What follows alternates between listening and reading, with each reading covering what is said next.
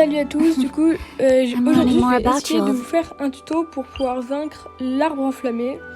Donc en soi c'est quelque chose qui peut paraître simple mais pour certains moins. Donc je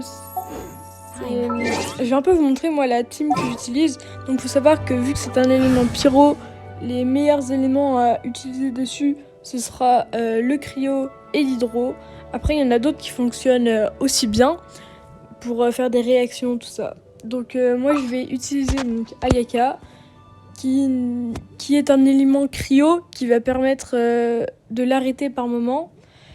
Donc en gros je l'utilise avec Kokomi, ce qui fait que Kokomi je vais mettre la réaction hydro et la réaction cryo donc sur l'arbre enflammé, ce qui va le geler pendant quelques secondes, ce qui me permettra de l'attaquer beaucoup plus facilement. Ensuite, j'utilise Bennett. Bennett est un personnage pyro qui ne fera pas forcément de dégâts dessus, mais qui reste un bon personnage healer avec son ulti. Ensuite, j'utilise la Shogun Raiden qui permet de faire une réaction. Puis, vu qu'elle est assez bien build, disons ça comme ça, elle fait des réactions pas mal et son ulti permet de lui faire des très gros coups.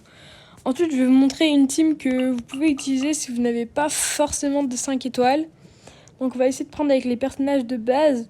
Donc vous pourrez utiliser Xinkyo, qui lui pourra mettre des coups au niveau de la racine, avec Keiya ou Diona, ou même Chongyun, qui est une bonne alternative si vous n'avez pas Diona.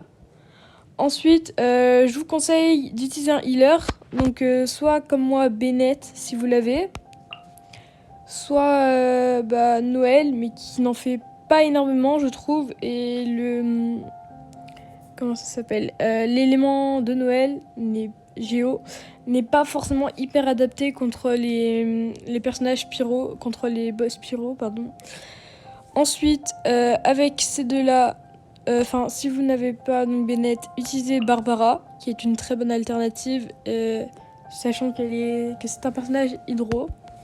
Et ensuite, je vous conseille d'utiliser Gujusara, qui est un arc qui vous permettra de tirer de loin si vous voulez viser le haut de la fleur quand elle sera en action.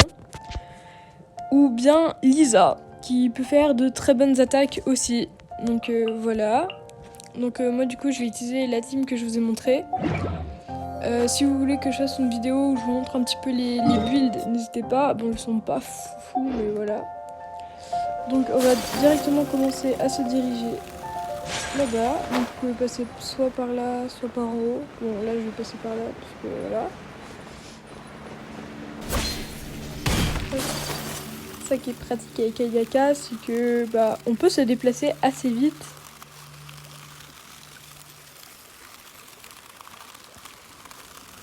Allez. Donc là tout de suite on commence. Son point faible commence par en bas.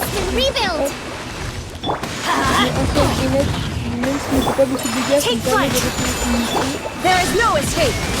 La Raiden fait une réaction. Everybody stand back! Embrace the ice! Là j'essaie de mettre un max d'ulti. Torn to oblivion! Shine down! Et donc là je vais lui laisser un peu de vie pour vous montrer aussi avec la fleur du haut comment on peut la tuer. Donc là ce sera au niveau de la corolle. Donc pour viser la corolle, si vous n'avez pas d'arc, c'est toujours plus compliqué. Donc l'idéal ce serait d'avoir par exemple un cavalier. Donc là forcément je le trouve facilement. Et quand vous l'avez touché, elle se recouche. Et vous aurez plus qu'à lui taper dessus évidemment comme j'ai fait le premier coup. Donc en soi c'est assez simple, il suffit d'avoir des bons éléments. Les arbres pyro et cryo sont des bonnes alternatives de boss. Ils sont pas forcément très compliqués quand on commence le jeu. Et moi je trouve que ça peut être pas mal et ça permet d'avoir des artefacts plus ou moins bons. Bon là j'ai eu une couronne rituelle pyro, donc en soi elle est pas mal. On a un bon taux crit, un bon dégât crit, mais elle est pas exceptionnelle. Mais si vous êtes bas level par exemple, ça conviendra très très bien.